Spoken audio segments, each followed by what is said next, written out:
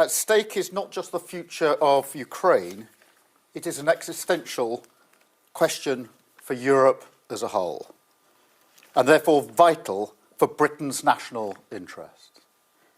This is a once-in-a-generation moment for the collective security of our continent.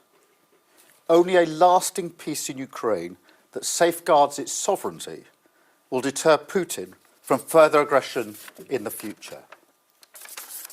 Now, recent statements by the US administration should not come as a surprise. President Trump has long expressed the wish for Europe to step up and meet the demands of its own security, that he wants to get a lasting peace agreement to end the war in Ukraine. So today's informal meeting of European leaders was a vital first step in responding to that challenge. On defence, it's clear the US is not going to leave NATO. But we Europeans will have to do more. The issue of burden sharing is not new, but it is now pressing.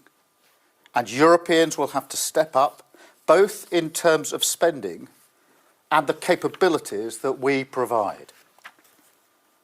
On Ukraine, we're at the very early stage of the process. Europe must play its role, and I'm prepared to consider committing British forces on the ground alongside others if there is a lasting peace agreement.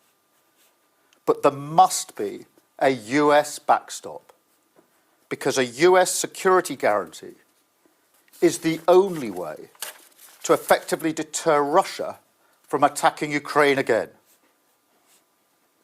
So I will go to Washington next week to meet President Trump and to discuss what we see as the key elements of a lasting peace.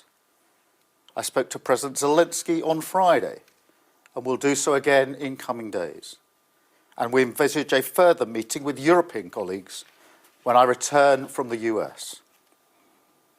In this moment, we have to recognise the new era that we are in, not cling hopelessly to the comforts of the past.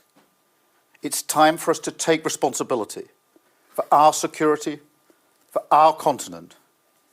And I've been clear today, Britain will take a leading responsibility, as we always have, because Ukraine must have a secure future, Europe must have a secure future, Britain must have a secure future, and democratic values must prevail. Thank you. I'll now take a question, I think, first from Sky and then to Reuters. Sky.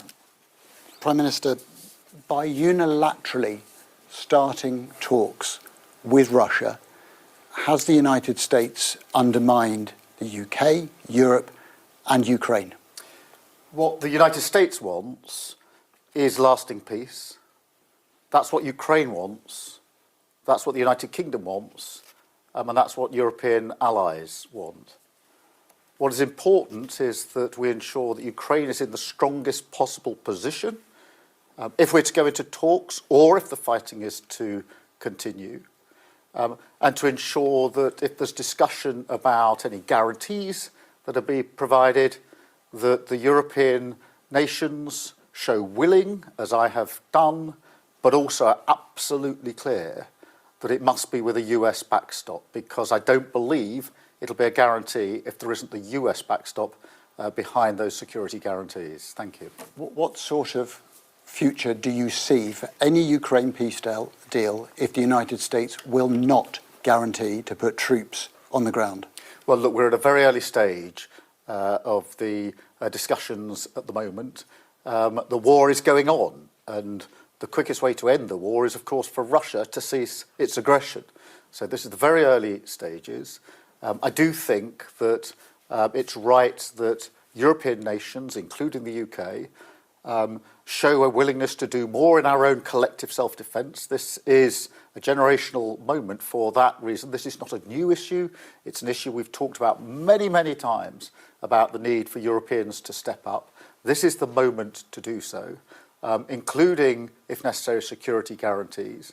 but they must be part of a package with US backing, because otherwise I don't think they will operate effectively as guarantees, because they won't be an effective deterrence. And that's why I'm so clear on this point. That's what we want to talk to our colleagues about in Europe. That's what I've been talking to President Zelensky about. And of course, that'll inform my discussions with President Trump.